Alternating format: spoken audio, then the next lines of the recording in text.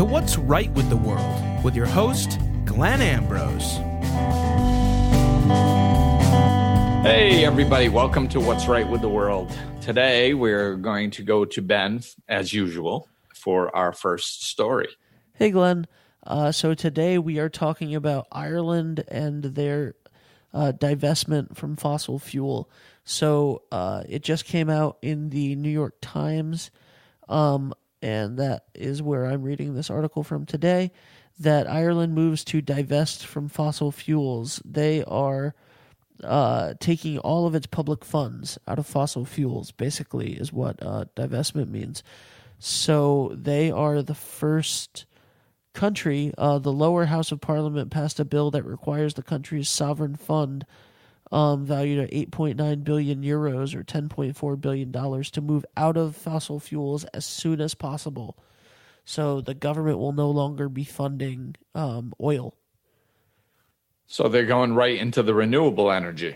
Yeah. Well, they're going to be putting all of their funds, all of their governmental assets and funds towards renewable energy, and not spending any of it on the fossil fuels, the oil and gas.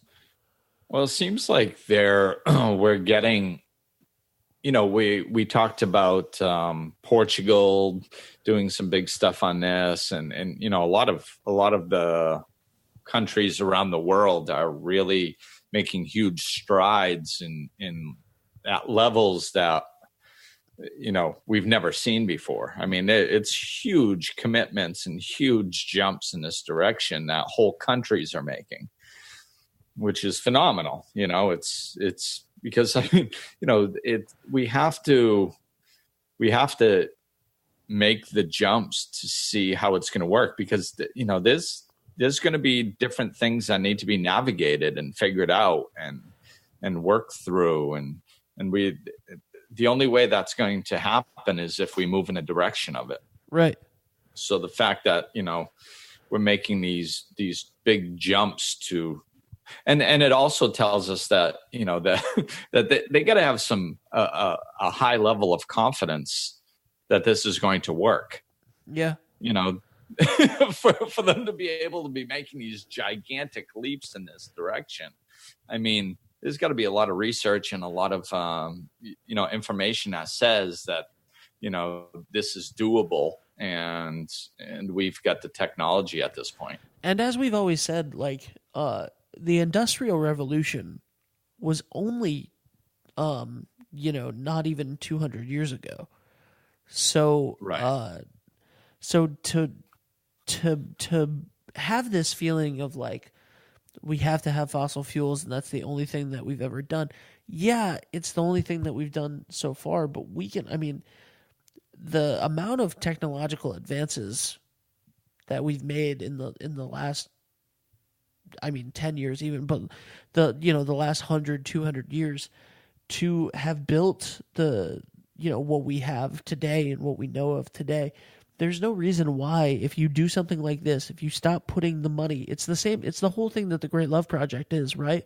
So you put energy towards something, it expands.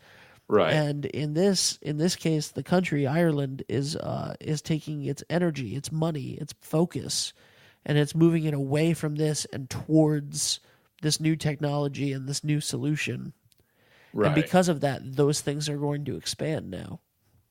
Yeah, and I think it's, to me, I always go in a direction of things that make sense kind of at their core, and I remember being fairly young when just the thought of solar and wind and stuff like that for our energy, water, all this stuff that we have in nature to be providing energy for us, it just kind of makes sense to me. It's it's there and it's clean. It's not, it's not polluting our atmosphere by using it, and it's right there for us. It just makes sense to me that a loving creator would create a world that has energy sources right there for us if we need energy. I mean, everything's based on energy, but yeah, we don't have, for us to not have access to a form of energy that's unlimited when the whole world is based on energy, that it just doesn't make sense to me, so, or that there's a drawback from using it or something. It's, if I'm a creator, I'm going to create something. If it's all based on energy, I'm not going to limit the energy that it has. I'm going to have it unlimited. So I think that's why this stuff makes sense to me. And, I'm sure, I know that there's people on both sides and, they can talk all the technical jargon and all that stuff. I'm not concerned with it. I'm not. They can stay concerned with it. I'm just not getting into the conversations.